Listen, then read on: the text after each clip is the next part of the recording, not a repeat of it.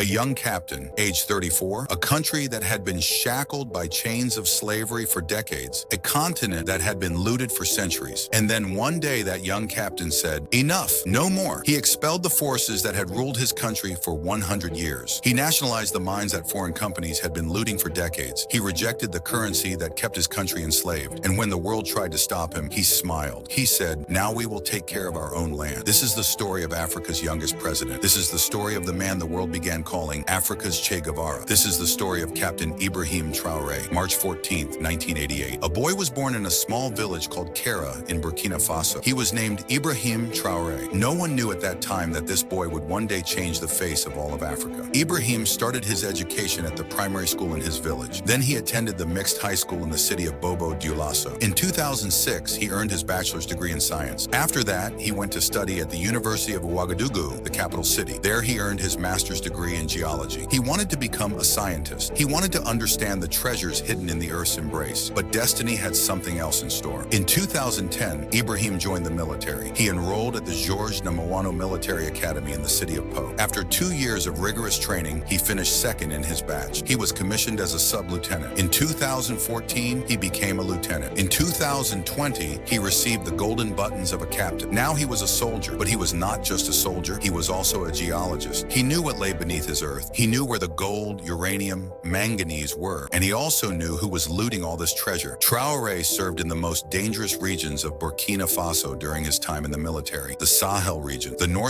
the North Central region, the Eastern region. These were areas under the control of terrorist organizations, where bombs exploded every day, where soldiers were martyred every day, where innocent people were killed every day. Traoré fought there. He watched his comrades die. He watched children die. He watched elderly mothers weep, and he asked a question: why? Where do these terrorists come from? Where do they get so many weapons? Who is funding them? He found the answer. The answer was France. The answer was Western powers. The answer was the same people who had been looting Africa for 100 years. Traoré understood that terrorism is not just terrorism. It is a business. It is a business from which Western countries profit. When a country is unstable, foreign companies can loot its resources. When the military is weak, foreign powers can station their troops there. When people are afraid, it is easy to rule over them. Traoré made a decision. Enough, no more. September 30th, 2022. A coup took place in Burkina Faso's capital, Ouagadougou. Captain Ibrahim Traoré took control of the country. He was just 34 years old at that time, the youngest president in the world. His age was young, but his intentions were big. As soon as he took power, he declared, "This country will no longer be a slave to France. This country will take care of its own resources. This country will build its own army. This country will rule its own land." January 24th, 2023. Traoré ordered French soldiers to leave Burkina Faso. The French military, which had been stationed there for decades, was forced to leave the country. French President Emmanuel Macron called Traoré a strange alliance of African leaders and new imperialists. Traoré did not respond to his words. He simply said, "Now we will choose our own path." After the French military left, Traoré reached out to Russia. The Wagner Group's forces came to Burkina Faso, but Traoré made it clear, "We will not become anyone's slave. We have friendship with Russia, not slavery. We will take care of our own resources. We will build our own army." And he did what no African leader had ever done. Traoré nationalized the gold mines. He created a state-owned mining company. He passed a law. Now foreign companies must give the state a 15% stake in their operations. They must transfer skills to Burkina Faso. Now gold will not go abroad. Now gold will be refined within Burkina Faso. Traoré began building a national gold reserve for the first time in the country's history. Now the country's gold will serve its own people. Foreign companies that had been looting gold for decades now had to follow the rules. The Australian company Sarama Resources objected. The British London-listed company objected. Traoré seized their minds. He said, "This is our gold, our children's gold. We will not give it to anyone." But Traoré did not just seize the mines. He also attacked the country's currency. In French West Africa,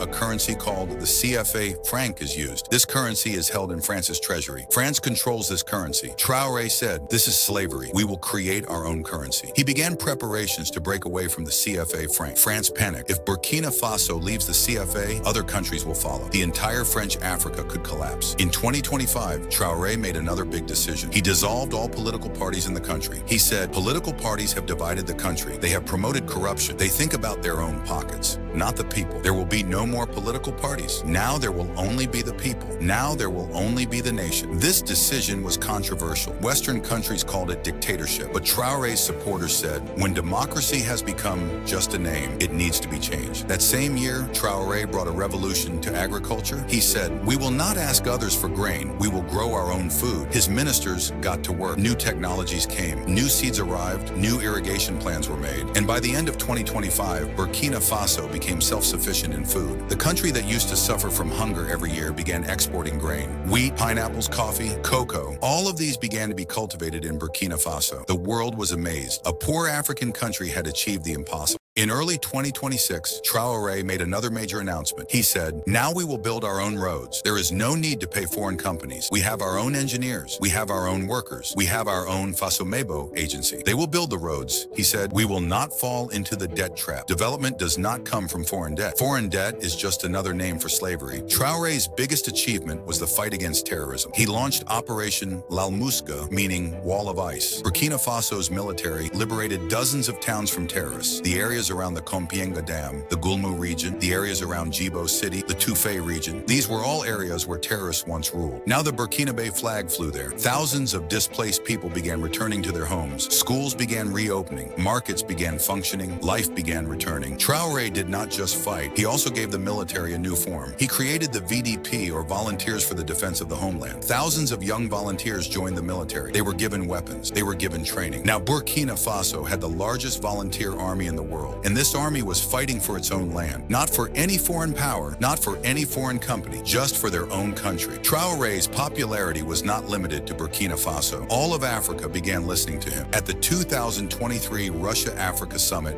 he said, African leaders must stop dancing like puppets every time imperialists pull the strings. This speech went viral. Young people across Africa began chanting his slogans. African-American rapper Meek Mill tweeted about him. He wrote, I love his energy and his heart. Black people around the world began drawing inspiration from him. But powerful people were angry with Traoré. France was angry. America was angry. In April 2025, the head of the United States Africa Command, General Michael Langley, said that Traoré was using the country's gold for his own security. This was an accusation that Russian forces were being kept in Burkina Faso in exchange for gold. Anger spread among Traoré's supporters. They said, this is an attempt to defame our leader. When General Langley visited Ivory Coast, Traoré's government claimed that a coup was being plotted against them in Ivory Coast. Ivory Coast denied this, but Traoré's supporters took to the streets. Their slogan was, Traoré is not alone. There were rallies in London, in Paris, in New York. People of African descent took to the streets. They said, we stand with Traoré. We stand against the imperialism that has looted us for centuries. Traoré posted on social media, for a new Burkina Faso and a new Africa. Together united,